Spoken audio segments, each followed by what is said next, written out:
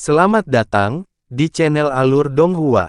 Sebelum menonton, silahkan subscribe, biar Mimin tambah semangat update-nya. Ini adalah manik hitam seukuran telur yang memancarkan True Devilish Ki yang sangat murni, dan itu adalah target Hanli untuk perjalanan ini, inti iblis dari binatang iblis tingkat suci. Dengan item ini, dia bisa memperbaiki baju armor iblis surgawi. Dia tidak bisa secara akurat memperkirakan kekuatan baju zirah iblis setelah diperbaiki, tapi itu seharusnya tidak kalah dengan baju zirah ungu yang baru saja dia tangkap. Sayangnya, baju zirah ungu jelas telah sepenuhnya disempurnakan oleh kera jahat, dan bahkan jika dia menyempurnakannya lagi, kekuatannya kemungkinan besar akan sangat lemah, jadi itu tidak terlalu berguna baginya. Hanli merenungkan masalah ini agak menyedihkan saat dia menyerahkan untuk menghasilkan kotak batu giok hitam. Dia melepas tutup kotak sebelum mengarahkan jari ke inti iblis, dan semburan cahaya hitam langsung melonjak keluar dari dalam kotak untuk menarik inti iblis ke dalamnya. Setelah itu, Hanli menutup kembali kotak itu, lalu memanggil dua jimat emas dan perak, yang keduanya ditempelkan ke kotak itu. Cahaya emas dan perak yang cemerlang meletus, dan gumpalan ki jahat yang berasal dari dalam kotak batu giok benar-benar terputus, sehingga benar-benar menyegel inti jahat di dalamnya. Hanli menyimpan kotak batu giok dengan tidak tergesa-gesa sebelum memeriksa bagian bila ungu. Hanli menatap harta karun itu, dan ekspresi yang agak aneh muncul di wajahnya yang merupakan campuran dari kegembiraan dan kebingungan. Apakah ini sebenarnya harta karun surgawi yang mendalam? Kekuatannya jauh lebih rendah daripada pedang surgawi yang mendalam milikku. Mungkinkah karena ini adalah harta yang rusak? Hanli bergumam sambil menyipitkan matanya. Hanli menutup matanya, dan indera spiritualnya beredar di seluruh tubuhnya saat dia dengan hati-hati memeriksa kondisi internalnya. Pada akhirnya, dia membuat segel tangan, dan cahaya keemasan cemerlang memancar dari tubuhnya saat dia memanggil proyeksi emasnya lagi sebelum juga menyapu indera spiritualnya ke arah itu. Terbukti dari ekspresi gelap yang muncul di wajahnya, situasinya tidak terlalu positif. Tidak hanya dia menghabiskan hampir setengah dari kekuatan sihir di dalam tubuhnya, Provenance True Devil Projection miliknya juga telah menyusut jauh, dan kemungkinan besar akan membutuhkan beberapa dekade kultivasi yang sulit untuk mengembalikannya ke kejayaannya. Ini adalah kerugian besar hanya untuk satu pertempuran. Satu-satunya lapisan perak di sini adalah bahwa dia tidak perlu mengeluarkan esensi darah apapun pada kesempatan ini, jadi tidak ada kerusakan langsung yang ditimbulkan pada tubuhnya. Namun, ini juga karena serangan yang dia keluarkan dengan pedang surgawi yang mendalam pada kesempatan ini bahkan tidak 10% sekuat serangan sebelumnya. Ini karena dia tidak secara langsung menggunakan tubuh fisiknya untuk memberi kekuatan pada harta karun surgawi yang mendalam, sebagai gantinya menggunakan kekuatan proyeksinya untuk melayani tujuan itu. Alasan lain untuk ini adalah pedang surgawi yang mendalam telah dipaksa keluar dari tubuhnya oleh kekuatan hukum yang berasal dari segmen pedang. Dengan demikian, kekuatan yang dilepaskan oleh pedang surgawi yang mendalam secara alami sangat terhambat, tetapi dia masih berhasil membunuh kera jahat tanpa melumpuhkan dirinya sendiri. Segmen pisau ungu di depan matanya mungkin juga bisa mengendalikan semacam kekuatan hukum, tapi itu jelas tidak ada bandingannya dengan pedang surgawi yang mendalam miliknya. Dengan demikian, Hanli agak skeptis tentang apakah ini benar-benar harta karun surgawi yang mendalam. Namun, masalah ini adalah tebasan yang dilepaskan oleh segmen pedang ini telah mampu menghancurkan formasi pedang fajar musim semi dengan mudah, jadi jika ini bukan harta karun surgawi yang mendalam, itu pasti harta karun roh ilahi. Karena itu, Hanli lebih condong ke gagasan bahwa harta ini tidak lengkap, sehingga sangat menghambat kekuatannya dan memungkinkannya digunakan oleh kera jahat. Tentu saja, ini juga bisa disebabkan oleh kekuatan hukum yang diilhami oleh segmen pedang ini memiliki kaliber terendah di antara semua harta karun roh yang mendalam. Alternatifnya, kekuatan hukum yang terkandung dalam pedang surgawi yang mendalam miliknya bisa saja menjadi kutukan dari kekuatan hukum yang terkandung dalam segmen pedang ini, yang akan menjelaskan mengapa bentrokan antara dua kekuatan hukum terbukti menjadi seperti itu. Pikiran-pikiran ini berpacu dengan cepat di benak Han Li, dan dia menganalisis semua faktor potensial yang terlibat hanya dalam beberapa saat. Semakin dia merenungkan gagasan ini, semakin dia mulai menghargai segmen pedang ungu. Pedang surgawi yang mendalam yang disegel di lengannya terlalu kuat untuk dia kendalikan saat ini, tetapi harta karun surgawi yang tidak lengkap dan sangat lemah ini seharusnya berbeda.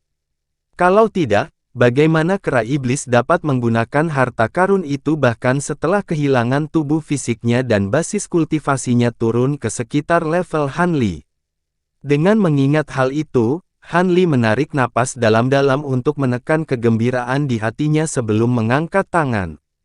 Dia kemudian menjentikkan 5 jarinya ke udara, dan 5 semburan cahaya abu-abu melonjak dari ujung jarinya, menyapu langsung ke arah segmen pisau ungu. Namun, petak cahaya ungu tiba-tiba meletus dari segmen bilahnya, dan cahaya abu-abu yang menyapu ke arahnya ditolak. Alis Han Li berkerut sedikit saat melihat ini sebelum mengulurkan tangan lainnya untuk mengirimkan gelombang api glasial 5 warna yang melonjak di udara. Namun, setelah serangkaian ledakan gemuruh yang keras, api glasial 5 warna juga dicegah oleh segmen pedang. Sedikit keterkejutan akhirnya muncul di wajah Han Li, dan setelah mengelus dagunya dengan berpikir sejenak, sebuah pikiran tiba-tiba muncul di benaknya. Dia tiba-tiba mengangkat tangan, yang langsung mengambil rona emas yang berkilauan, dan semburan cahaya keemasan meletus dari telapak tangannya, menyapu langsung ke arah segmen pedang. Segmen pedang ungu tidak memberikan perlawanan, membiarkan cahaya keemasan mendekatinya sebelum menariknya lebih dekat ke Han Li. Sedikit kegembiraan muncul di wajahnya. Harta karun itu hampir sepenuhnya transparan, dan perlahan-lahan menyerap cahaya keemasan di sekitarnya. Saat itu terjadi, makhluk aneh yang sedikit lemah di dalam pedang itu tiba-tiba menjadi lebih energi saat bergerak di dalam pedang. Gumpalan cahaya keemasan juga berangsur-angsur memancar dari segmen pedang, tampak seolah-olah sedang diasimilasi oleh seni setan sejati provenance Han Li. Han Li awalnya cukup ketakutan saat melihat ini sebelum sangat gembira dengan perkembangan ini. Harta karun surgawi yang mendalam yang tidak lengkap ini terlalu mudah dikendalikan. Dia bisa merasakan bahwa dia akan segera dapat mengendalikan harta karun itu setelah menyuntikkan lebih banyak ki jahat dari Provenance True Devil Arts ke dalamnya. Dia hampir yakin sekarang bahwa segmen pedang ini adalah harta karun surgawi yang mendalam dari alam iblis Penatua. Kalau tidak, itu pasti tidak akan begitu sensitif terhadap ki jahat. Setelah ragu sejenak, cahaya keemasan cemerlang mulai memancar dari tubuh Han Li, dan sisik emas juga mulai muncul di sepanjang kulitnya. Dia telah mengaktifkan Provenance True Devil Arts hingga batas maksimalnya, dan semburan cahaya keemasan mengalir ke arah segmen pedang dalam hiruk-pikuk. Ruas pedang melahap cahaya keemasan dengan senang hati, dan setelah hanya beberapa tarikan napas, ia memperoleh rona keemasan yang berlawanan dengan warna ungu aslinya. Namun, segmen bilahnya tidak melahap cahaya keemasan lebih lambat, makhluk tak dikenal di dalamnya tiba-tiba menjadi sangat gembira, dan tubuhnya juga berubah menjadi warna keemasan. Han Li mulai berjuang sedikit. Sepertiga dari sisa kekuatan sihirnya telah diserap oleh segmen pedang ini hanya dalam beberapa saat, dan dia segera mengakhiri proses ini saat cahaya keemasan di sekujur tubuhnya memudar. Setelah itu, bagian pedang emas di tangannya menghilang ke balik lengan bajunya. Dia belum sepenuhnya mengasimilasi harta ini, tetapi dia hampir tidak bisa menggunakannya, dan itu sudah cukup untuk saat ini. Dia tidak akan berdiri seperti orang idiot, menghabiskan semua kekuatan sihirnya untuk memberi makan harta ketika dia berada di tempat yang berbahaya. Dengan mengingat hal itu, Han Li dengan cepat mengeluarkan beberapa botol kecil dengan warna berbeda dari gelang penyimpanannya, lalu mengeluarkan beberapa pil dari setiap botol sebelum menelan semuanya sekaligus.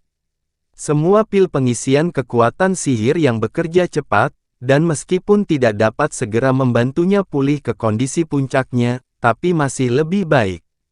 Setelah itu, cahaya hijau menyala dari salah satu tangan Han Li, dan batu roh kelas atas muncul. Kemudian menyala saat dia mulai menyerap kekuatan spiritual murni di dalam batu roh. Tempat ini penuh dengan bahaya, jadi dia pasti tidak akan pelit dengan batu rohnya di sini. Sambil menyerap kekuatan spiritual dari batu roh, Han Li mengalihkan pandangannya ke arah mayat kera iblis yang kering, dan ekspresinya sedikit berubah seolah sebuah pikiran tiba-tiba terlintas di benaknya. Dia dengan hati-hati memeriksa mayat itu beberapa kali, tetapi tidak menemukan gelang penyimpanan atau semacamnya. Alisnya sedikit berkerut saat dia mengangkat tangannya yang lain, dan sebuah cincin hitam pekat muncul. Cincin itu berputar di sekitar mayat kering sebelum memancarkan hamparan cahaya putih yang luas, dan mayat itu ditarik ke dalam cincin sebelum terbang kembali ke Han Li. Setelah itu, tubuh Han Li bergoyang, dan dia terbang ke aula kosong sebagai seberkas cahaya biru. Selain formasi yang hancur di tanah di bawah, aula itu hampir sepenuhnya kosong. Alasan mengapa itu hanya, hampir, benar-benar kosong adalah karena tempat tidur batu giok merah masih tergeletak tak bergerak di sudut, berkedip dengan cahaya merah redup. Han Li menyapu indera spiritualnya ke seluruh area untuk memastikan bahwa tidak ada benda mencurigakan lainnya di area tersebut, lalu segera melambaikan tangannya ke arah tempat tidur merah. Tempat tidur batu giok naik ke udara dan terbang ke arah Han Li, yang mendorong telapak tangannya ke arahnya, dan tempat tidur itu melayang agak jauh darinya. Han Li memeriksa tempat tidur dengan hati-hati untuk menemukan bahwa tidak ada hal istimewa yang dapat diperoleh dari permukaannya. Dia kemudian menyapu indera spiritualnya ke arah itu, namun ditolak oleh tempat tidur. Han Li cukup gembira saat cahaya biru melintas di matanya. Pemandangan yang dia sapa setelah melepaskan kemampuan mata rohnya segera membuatnya berteriak kaget. Ekspresi yang sedikit muram muncul di wajahnya saat dia mengangkat tangannya lagi untuk melemparkan segel mantra ke tempat tidur merah tua. Cahaya merah terang muncul dari tempat tidur, dan serangkaian karakter kuno perak seukuran kepalan tangan muncul darinya. Karakter ini berputar di udara sebelum membentuk tulisan suci misterius di hadapan Han Li. Teks perak miring. Han Li segera mengidentifikasi apa karakter perak itu, dan matanya langsung berbinar. Bagaimana teks ini muncul di tempat tidur merah tua? Bagaimana tempat tidur ini bisa menjadi milik kera iblis tingkat suci? Pikiran Han Li dipenuhi dengan pertanyaan, tetapi dia mengabaikannya untuk saat ini karena dia dengan cepat membaca tulisan suci di hadapannya, di mana ekspresi aneh muncul di wajahnya. Teknik penyempurnaan alat surgawi yang mendalam. Han Li akhirnya bergumam ragu-ragu setelah beberapa lama, seolah dia tidak berani mempercayai apa yang dilihatnya. Meskipun Han Li tidak membaca kitab suci secara mendetail, dia masih dapat secara kasar menyimpulkan bahwa kitab suci dari teks perak miring merinci teknik penyempurnaan alat misterius yang belum pernah dia lihat sebelumnya. Sekilas saja isinya mengejutkannya dengan rasa absurditas. Ini karena bahan dan metode penyempurnaan yang ditetapkan dalam kitab suci adalah semua hal yang bahkan tidak pernah dipikirkan oleh Han Li sebelumnya. Di akhir tulisan suci, bahkan dinyatakan bahwa menggunakan teknik rahasia ini untuk memurnikan harta karun dapat menciptakan produk yang sebanding dengan harta karun surgawi yang mendalam. Itulah sebabnya ini dikenal sebagai teknik penyempurnaan alat surgawi yang mendalam. Prestasi ajaib seperti memurnikan matahari dan menguapkan lautan hanyalah metode penyempurnaan paling sederhana yang diatur dalam tulisan suci ini, dan metode ini kemungkinan besar hanya layak dilakukan oleh makhluk abadi sejati dari alam abadi sejati. Dengan demikian, mereka tidak lebih dari mimpi bagi Han Li. Bahkan sebelum membaca tulisan suci dengan lebih detail, Han Li merasa sangat kecewa. Jika bukan karena kitab suci ini telah ditulis dalam teks perak miring, Han Li kemungkinan besar akan berpikir bahwa Kerajahat telah mengarangnya dengan iseng. Setelah berhenti sejenak untuk merenungkan tulisan suci, cahaya biru melintas di mata Han Li saat dia mengalihkan pandangannya ke tempat tidur merah lagi. Beberapa saat kemudian, ekspresinya sedikit berubah, dan dia benar-benar membuat penemuan lain.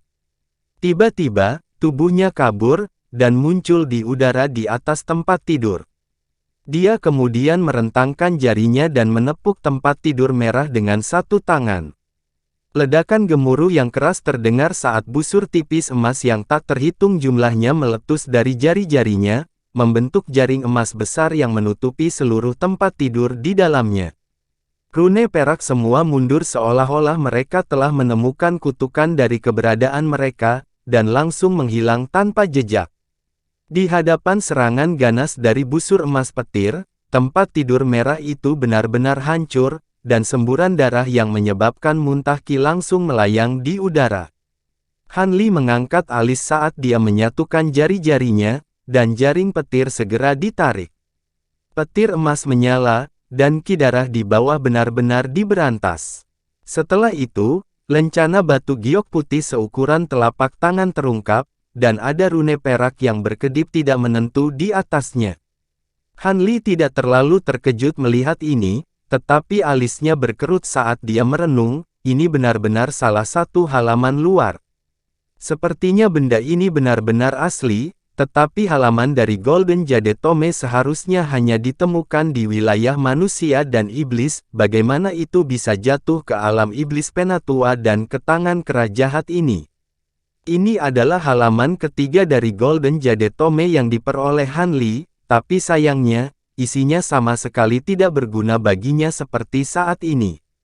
Mungkin dia bisa memanfaatkannya setelah maju ke tahap Grand Ascension. Meski begitu, dia pasti bisa melakukan penelitian lebih lanjut tentang teknik penyempurnaan alat surgawi yang mendalam ini. Jika dia bisa mendapatkan beberapa wawasan unik darinya, itu masih akan sangat bermanfaat baginya. Dengan mengingat hal itu, Han Li tahu bahwa ini bukan waktu yang tepat untuk meneliti halaman batu giok ini, jadi dia mengayunkan selongsong ke udara, dan semburan cahaya biru menyapu untuk menarik halaman itu ke atas lengan bajunya. Namun, benda itu terbang ke arah yang berlawanan seolah-olah memiliki kehendak hidup. Untungnya, Han Li sudah siap untuk ini, dan tangannya melesat seperti kilat saat dia melakukan gerakan meraih. Semburan kekuatan tak terlihat segera menyegel ruang dalam radius lebih dari 100 kaki, dan lencana giok ditarik secara paksa ke tangannya. Han Li kemudian segera mengeluarkan kotak giok dari cincin penyimpanannya dan menyimpan lencana giok ke dalamnya, diikuti dengan beberapa jimat pembatas yang ditempelkan ke kotak itu. Setelah menyimpan kotak batu giok itu, tidak ada lagi di aula ini yang menarik minat Han Li, jadi dia segera terbang ke lorong Qi yang jahat sebagai seberkas cahaya biru.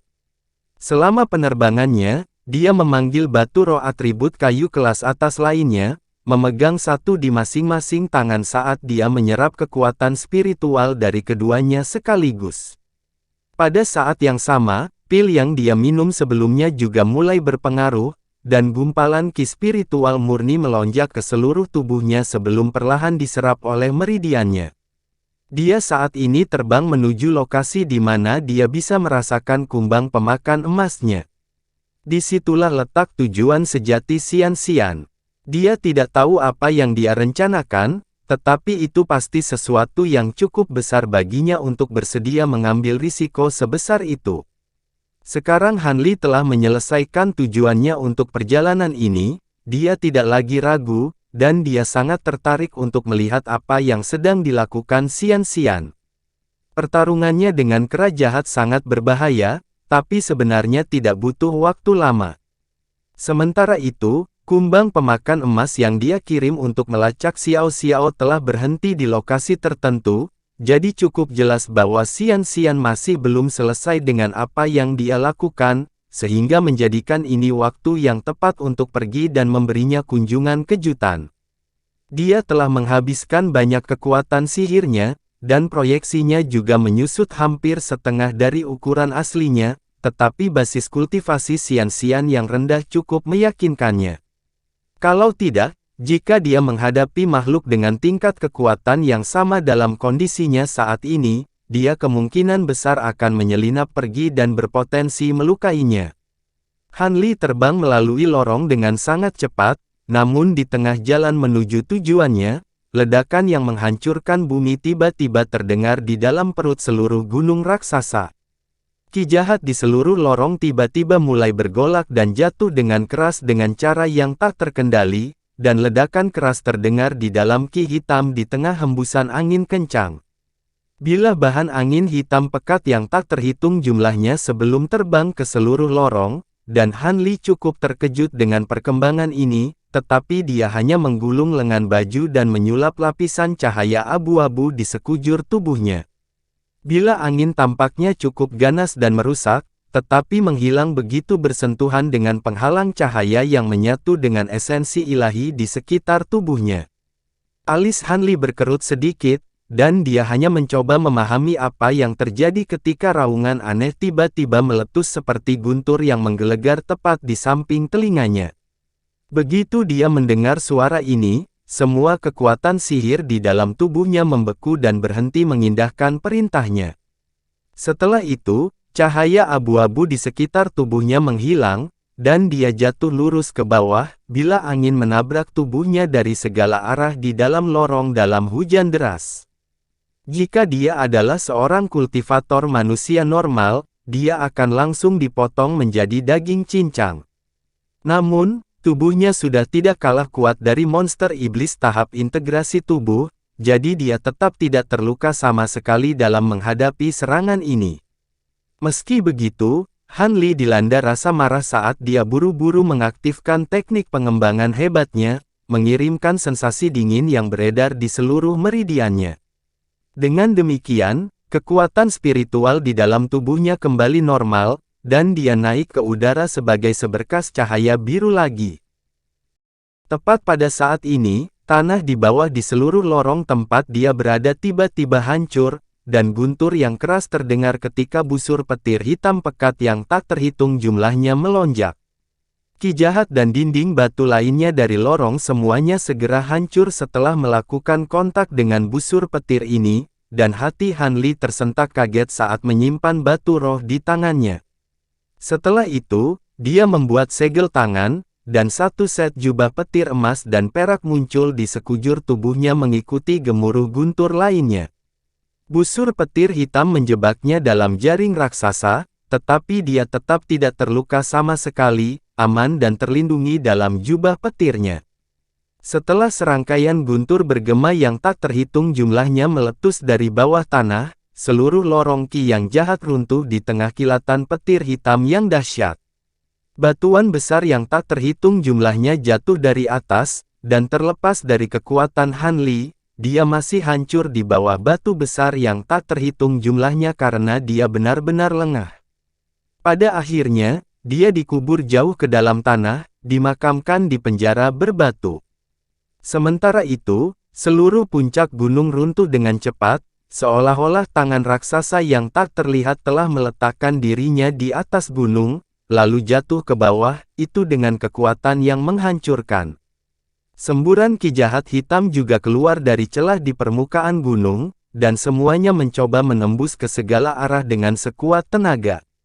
Raungan keras lainnya meletus dari dalam puncak gunung yang runtuh, mengikuti serangkaian guntur yang memekakkan telinga terdengar sekali lagi.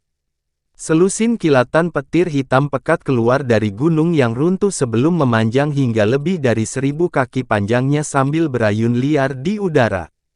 Setelah itu, ledakan yang menghancurkan bumi lainnya terdengar, dan bebatuan yang tak terhitung jumlahnya meletus dari dalam gunung yang runtuh. Seolah seluruh puncak gunung telah dibelah rata, dan makhluk raksasa dengan panjang lebih dari 10.000 kaki muncul. Ini adalah makhluk mengerikan yang seluruhnya dibangun dari cahaya hitam, dan busur pencahayaan hitam yang tak terhitung jumlahnya dengan ukuran berbeda berkedip dengan keras di seluruh tubuhnya. Di tengah-tengah cahaya hitam adalah wajah putih besar yang luasnya sekitar 1 hektar. Mata di wajah raksasa itu terbuka lebar, dan cahaya dingin berkilauan jauh di dalam pupilnya. Tiba-tiba, raungan naga terdengar dari dalam cahaya hitam, dan cahaya merah tiba-tiba muncul dari beberapa bagian tubuh monster raksasa itu. Wim merah kemudian merobek tubuhnya sebelum muncul dari dalam dan terbang lebih dari 1000 kaki dalam sekejap.